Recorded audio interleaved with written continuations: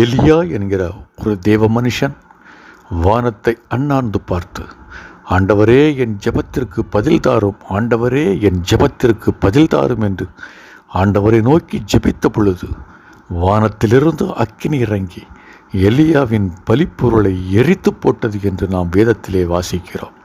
இயேசுவில் பிரியமான அன்பு சகோதர சகோதரிகளே, இன்றைக்கு நீங்களும் ஆண்டவரை பார்த்து, தெய்வமே என்னுடைய ஜெபத்திற்கு பதில் தாரும் என்று சொல்லி நீங்கள் ஜெபித்தீர்கள் என்று சொன்னால், உங்களுடைய வாழ்க்கையிலே எந்த விதமான போராட்டம் இருந்தாலும், எப்படிப்பட்ட பிரச்சனைகள் இருந்தாலும், வானத்திலிருந்து அக்கினியை இறங்க பண்ணி அந்த போராட்டத்தையும் பிரச்சனைகளையும் எரித்து போடுவார் என்பதை நீங்கள் விசுவசிக்க வேண்டும். நீங்கள் விசுவசிப்பீர்கள் என்று சொன்னால் இப்பொழுது ஆமேன் என்று சொல்லுங்கள்.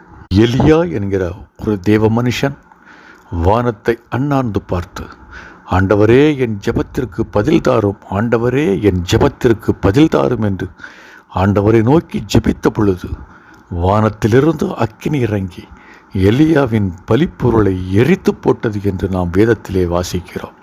இயேசுவில் பிரியமான அன்பு சகோதர சகோதரிகளே, இன்றைக்கு நீங்களும் ஆண்டவரை பார்த்து, தெய்வமே என்னுடைய ஜெபத்திற்கு பதில் தாரும் என்று சொல்லி நீங்கள் ஜெபித்தீர்கள் என்று சொன்னால், உங்களுடைய வாழ்க்கையிலே எந்த விதமான போராட்டம் இருந்தாலும், எப்படிப்பட்ட பிரச்சனைகள் இருந்தாலும், வானத்திலிருந்து அக்கினியை இறங்க பண்ணி அந்த போராட்டத்தையும் பிரச்சனைகளையும் எரித்து போடுவார் என்பதை நீங்கள் விசுவசிக்க வேண்டும். நீங்கள் விசுவசிப்பீர்கள் என்று சொன்னால் இப்பொழுது ஆமேன் என்று சொல்லுங்கள்.